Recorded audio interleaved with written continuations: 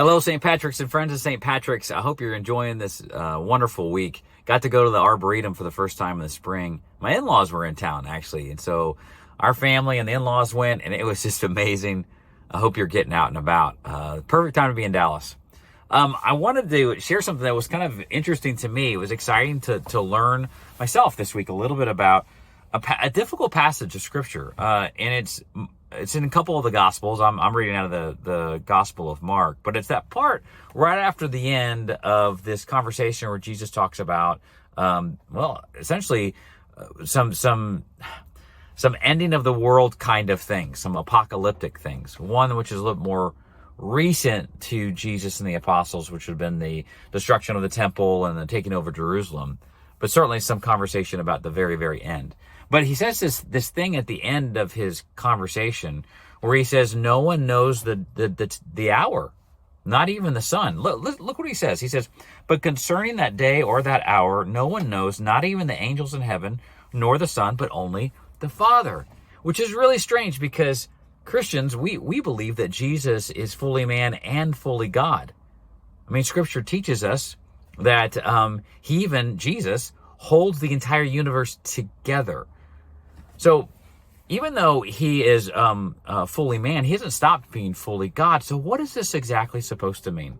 Well, here's somewhat of an answer, if this helps. He's actually using a common phrase in Jewish custom to appeal to something.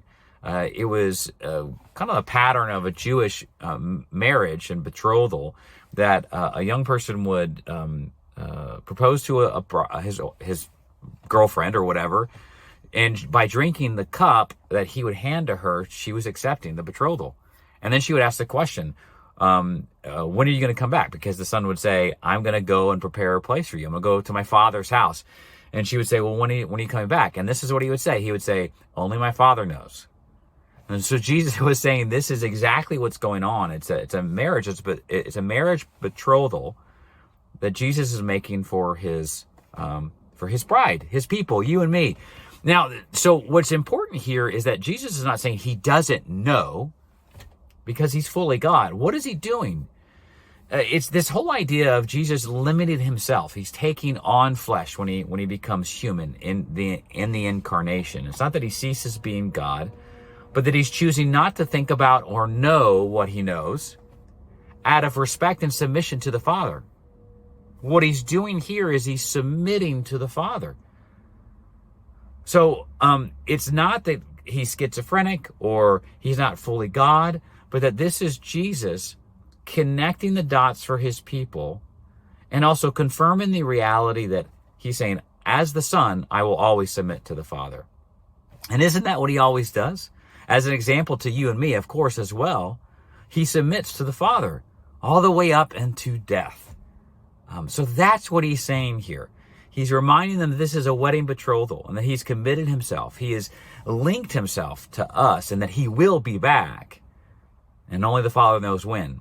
How does this submission happen? Well, they're asking him, when will this happen? And Jesus says, basically, he could say, well, I'll tell you.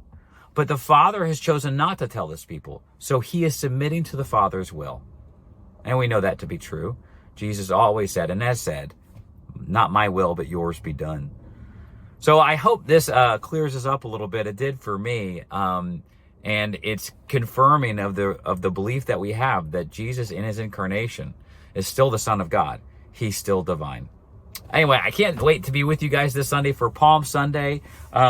If you know of people who don't have a church home, it's a perfect time to invite them. And of course, we've got Easter egg stuff happening, Good Friday, Monday, Thursday.